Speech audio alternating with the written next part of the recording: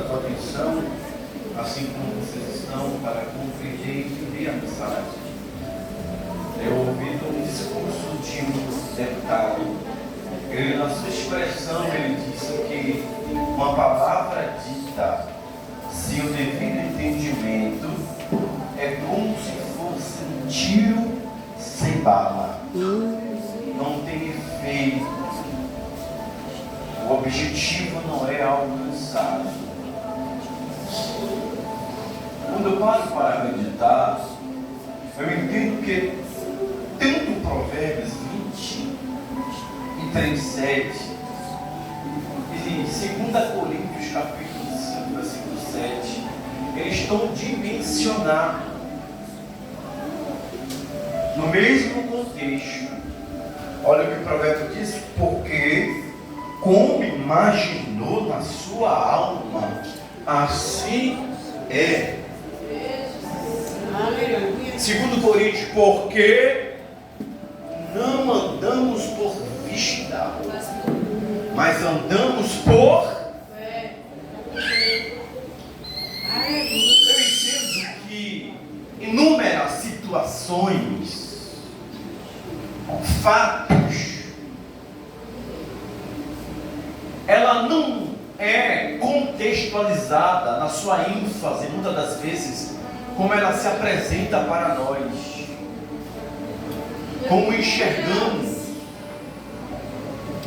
A Bíblia diz que a ordem de Jesus para o discípulo é: passe para outra margem. Meu Deus. E na oportunidade,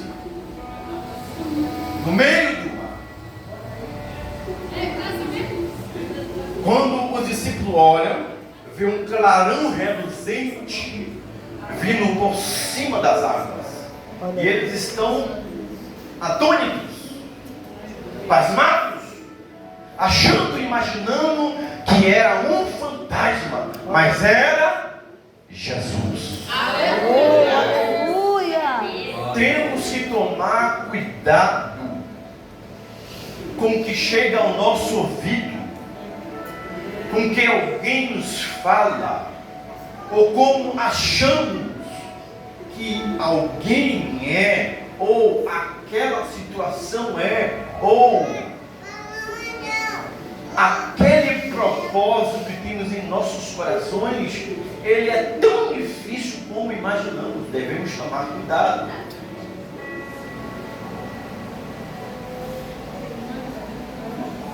Eu entendo que temos que ter por discernimento o que chega ao nosso ouvido, o que chega ao nosso conhecimento. Temos que ter por respaldo bíblico para entender e ter por discernimento se é Deus ou se não é Deus que está falando conosco. Se é Deus ou não é que está usando aquela pessoa. É por isso que em São 1 diz que bem-aventurado é aquele que não anda segundo os conselhos dos ímpios, nem se assenta nas rodas dos escarnecedores, nem se detém no meio dos pecadores. Antes, o seu prazer está na lei do Senhor, e nela medita de dia e de noite. Oh, aleluia! Porque meditando nela de dia e de noite, vamos ter por revelação de Deus que se achega para mim e para você, se Deus está ou Ele não está no negócio.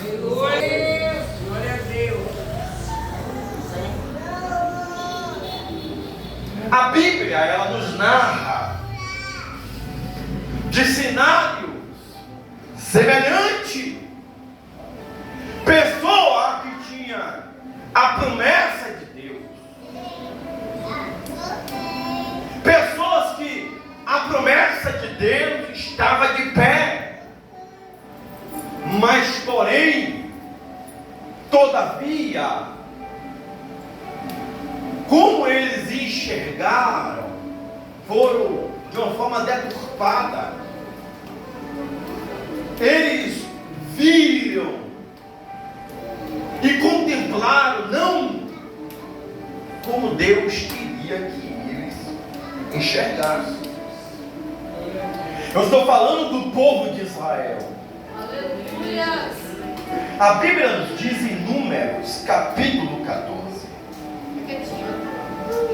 que na oportunidade, Deus disse para Moisés: Moisés, levanta entre as tribos, ou de cada tribo, um líder. De cada tribo levante um líder, sendo ele maioral entre si. E ordene que eles vão e contemplem e olhem a terra. E eles vão trazer um relatório, a fim de ter por entendimento qual é a terra que eu vos tenho prometido. Meu Deus. Glória a Deus. Aleluia. Por quê? Porque não podemos ser afoitos em muitas situações. Verdade, Deus. Devemos ser cautelosos. É. Tem pessoas que querem delegar a Deus aquilo que é de respaldo. Existem responsabilidades que é minha e sua e não de Deus. Exemplo, uma pessoa vai fazer e prestar um concurso. Compete a mim e a você ter o devido preparo para assumir aquela devida vaga. Temos que ter o conhecimento específico. Temos que ter por entendimento o edital, para que venhamos ter o devido preparo. Tem pessoas que querem trabalhar em devido lugar. Tem pessoas que querem assumir tal vaga, mas não se encontra qualificado ou qualificada pelaquela área que deseja e que quer atuar. E isso compete a mim e a você ter o devido preparo. Tem pessoa até está solteira, pede, roga a Deus um casamento, e Deus dá, mas compete a mim e a você velar no nosso lar, no nosso casamento, para que a bênção de Deus seja mantida. Aleluia. Tem pessoas que Deus dá à família, mas compete eu e você honrarmos a nossa família. Porque o apóstolo Paulo, ele escrevendo na carta ao Coríntios, capítulo 4, verso 7, se eu me recordo, ele diz que aquele que não cuida dos seus é pior do que um infiel e já negou a fé. Então, na oportunidade, Deus está direcionando Moisés como deveria agir. E a Bíblia diz que Moisés prudentemente levanta maioral de cada tribo, envia a contemplar a terra. E a Bíblia diz que lá vai os 12, ao rodear a terra, ia passar por cerca de 40 dias. Eles vêm para ter com Moisés, trazendo o resultado, o relatório. E a Bíblia diz que chegando o 40º dia, Moisés convida toda a congregação para que estivesse reunida. E a congregação está reunida em tempo. oportuno a ouvir o relatório.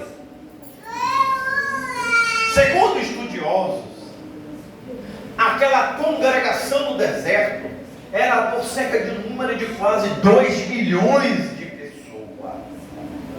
Então eu convido você a mergulhar comigo na mensagem.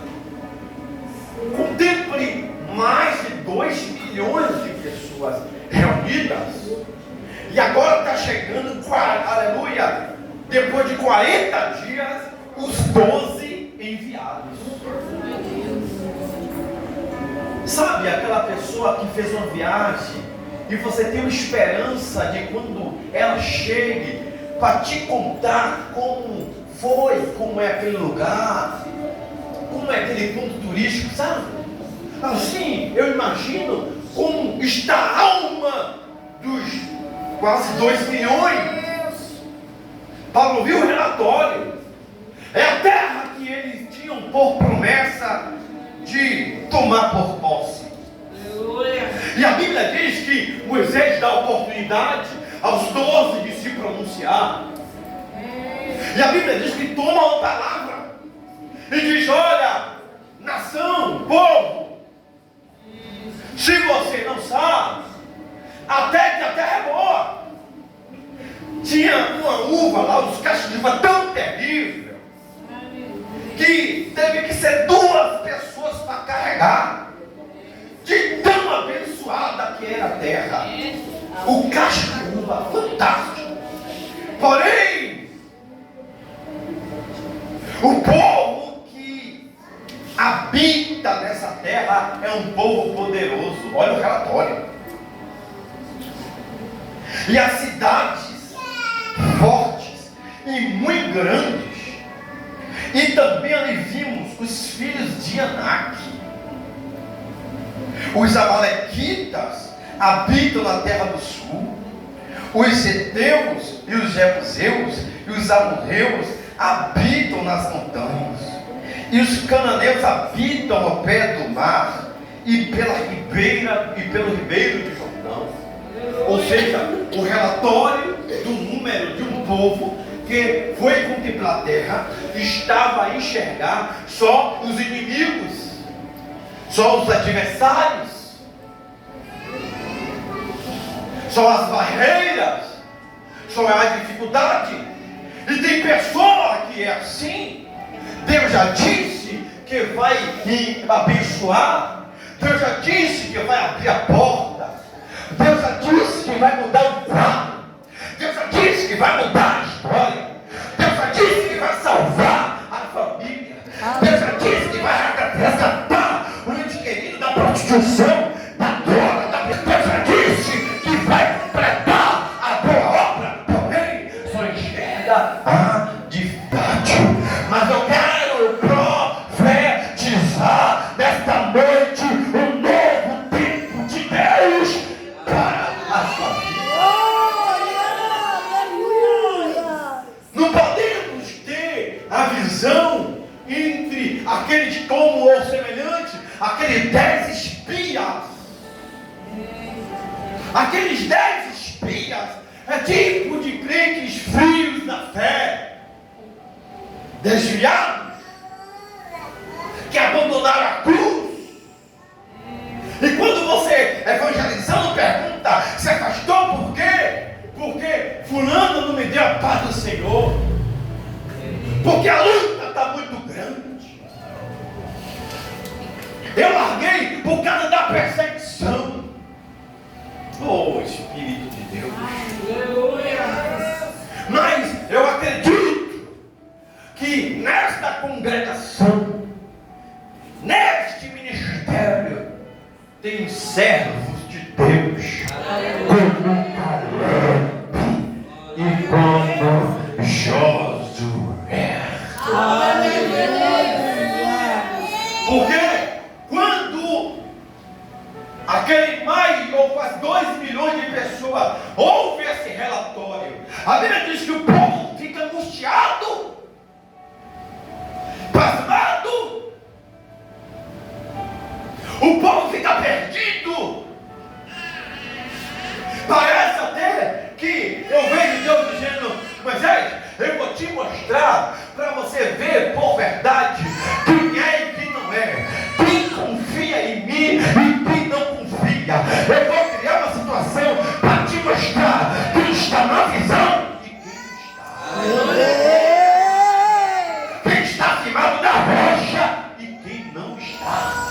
Maravilha, meu Deus. E quando a multidão está naquela angústia, naquele alvoroço, Caleb pede a oportunidade. E ele faz calar o povo. Perante Moisés, ele diz: supramos animosamente e possuamos em herança, porque certamente prevalecemos contra ela. Ou seja, não tem nada de desânimo, não tem nada de fragilidade na fé, não tem nada de querer recuar, não tem nada de querer se intimidar. Lá pode ter os filhos de Anak, lá pode ter os jebuseus, mas maior é quem está conosco do que aquele que está. Glória! Aleluia, Jesus. Glória a Deus. Não se intimide pela palavra do adversário. Ainda que usem de incredulidade, mas creia você. Ainda que ninguém para volta acredite, mas creia você. Porque o justo não vive por vista, mas vive pela fé. Davi, quando ele vai para a guerra, ele vê aquele gigante, ele não se intimida. Ele diz: pode vir com pau e com pedra, mas eu vou ir contra você. Oh, aleluia, meu rei. Senhor, Glória a Deus. exército. Glória a Deus. Aleluia. O inimigo é perito de fazer com que o povo de Deus venha se intimidar. Lembra de Senequeribe? Eu quero ver quem é o Deus que vai te livrar da minha mão, ó Ezequias. Meu Deus. Porque até hoje, todos os reis, todos os deuses que eu pelejei, prevaleci sobre todos. E quando o povo ouviu isso, o povo temia na base. O inimigo, ele tenta nos intimidar de todas as formas. Já percebeu? Quando você abre uma semana de jejum, você passa uma semana orando mais, quando o inimigo se levanta? Você já percebeu? Quando você se levanta, as madrugadas para orar, é panela que cai, é a subir a sombra, é o inimigo querendo te intimidar.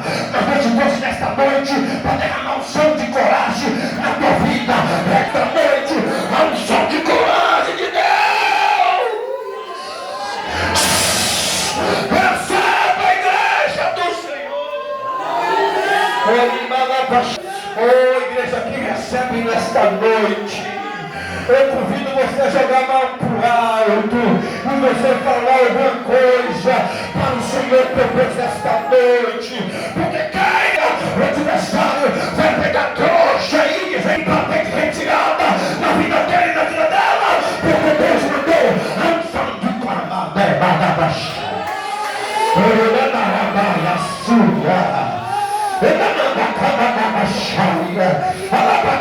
Receba de Deus, seja revestida, seja revestido pelo poder do alto, receba em nome de Jesus. Aleluia. Muitas vezes mandamos um relatório médico, o médico diz: não tem jeito, não tem escapatória. Mas o que o médico não sabe é que está escrito que a última palavra ela sai da boca de Deus. Deus tem a última palavra para a tua vida. E a palavra de Deus é de vitória. A palavra de Deus vai se cumprir. A minha promessa na tua vida. A palavra de Deus a minha promessa está de pé.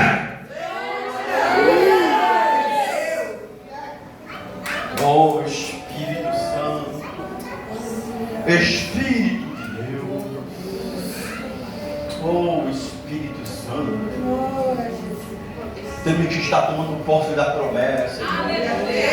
O apóstolo Paulo está entendido que Deus levantou ele como mensageiro para os gentios, e ele sabe que Deus conta com ele. Aí ele vai fazer uma das viagens. Aí um profeta por nome Ágabo, pega a cinta, mensura Paulo e diz: olha Paulo, assim Deus me revela que lá, vão te apanhar, vão te dar uma açoite, vão te dar uma surra, aleluia. Aí quando entrega a profecia, a igreja tenta conter Paulo: não vá Paulo, Paulo não vá para essa viagem. Paulo, conjecturando um texto cheio da unção, cheio da graça de Deus, porque eu creio que cheio da unção de Deus, ele é diferente, ele não se intimida com nada, nem com ninguém. O apóstolo Paulo olha para a congregação de sua gente: porventura eu não estou apto a tão somente receber a bênção de Deus e também a padecer. Eu estou preparado para passar pelo processo que for. Creio, Jesus. Não se intimide. Deus tem o controle de tudo. E levanta a mão que quero profetizar: o adversário não vai bagunçar no território da tua vida. O adversário não vai bagunçar no território chamado tua família. O adversário não vai bagunçar no território da tua casa, porque há poder no sangue de Jesus.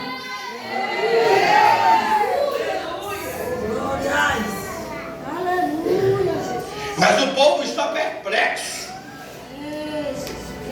O povo está inflamado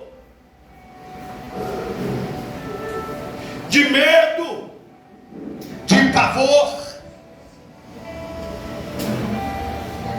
Você já deparou de lidar com alguém que você ministra, você fala, Deus está te dando, mostrando que Deus abre a porta, mas do outro lado vem aquela incredulidade, sabe? Assim o povo se encontra. O que é que o povo diz? Levantemos um capitão e vamos voltar à terra do Egito. Olha a visão do Deus. Moisés, como seria bom se morrêssemos lá no Egito mesmo, porque nos trouxe. E tem pessoa que é assim. Depois que eu sou crente, ou eu virei servo de Deus, as lutas aumentaram, tudo se multiplicou, as dificuldades, os agravos. E deixa eu te dizer qual é a grande diferença. A diferença é que lá no mundão, o adversário nos tinha por presa fácil. Quando ele queria colocar o espírito opressor, ele chamava de espírito opressor: vem cá, se apresenta para ele ali, para ela. Espírito da tristeza e da angústia, vem cá, se manifesta na alma dele e na alma dela. Espírito beberrão, põe no coração dele, e no coração dela está bem até umas horas. Espírito da prostituição, se manifesta nele e nela, para se prostituir até a umas horas. E qual é o detalhe?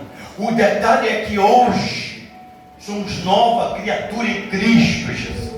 É verdade. Na carta escrita pelo apóstolo Paulo à igreja aos Romanos, escrito está que aonde predominava o pecado, o jugo do pecado foi quebrado, e hoje prevalece a graça de Deus. Aleluia. De maneira que o adversário hoje, ele pode convidar o seu cumprir um pouco e dizer: espírito opressor, vai lá e bagunça na vida dele.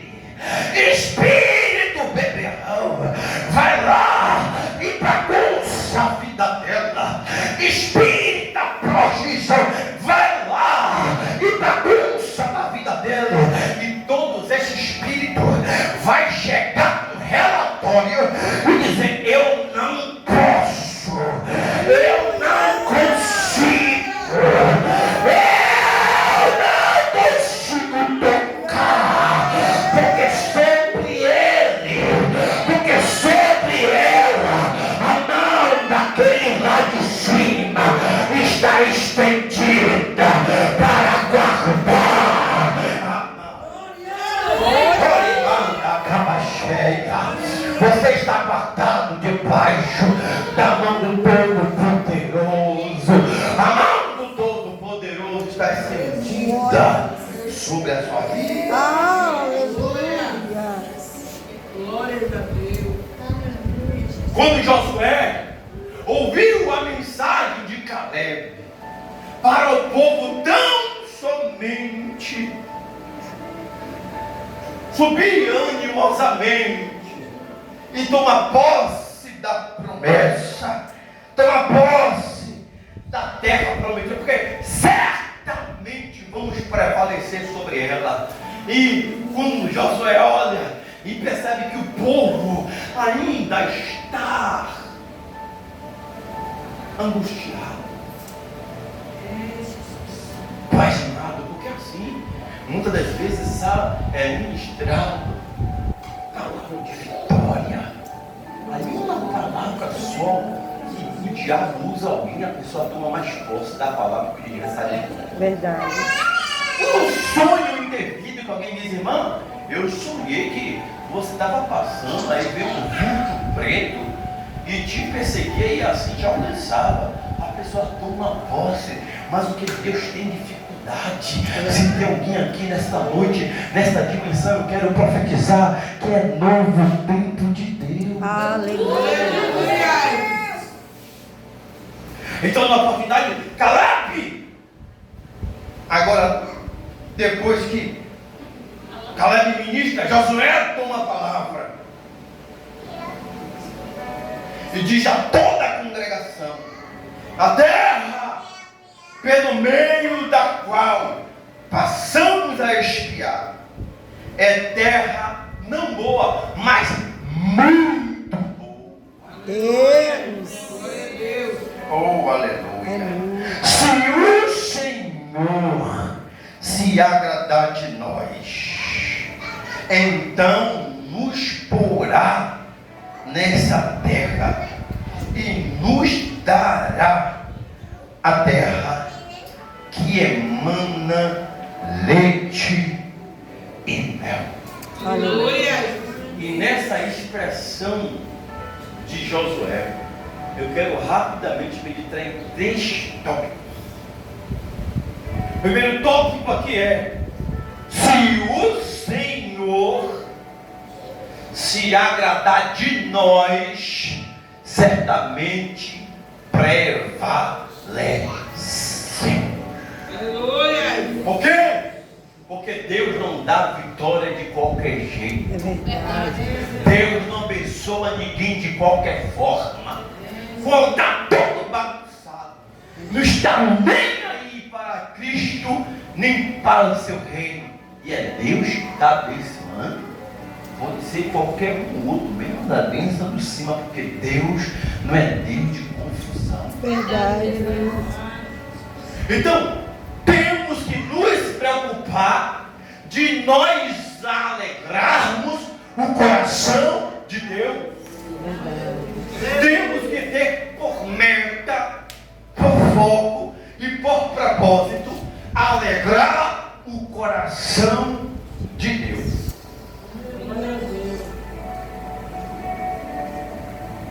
E o salmista, ele é chamado, Deus, porque Ele está nesta dimensão.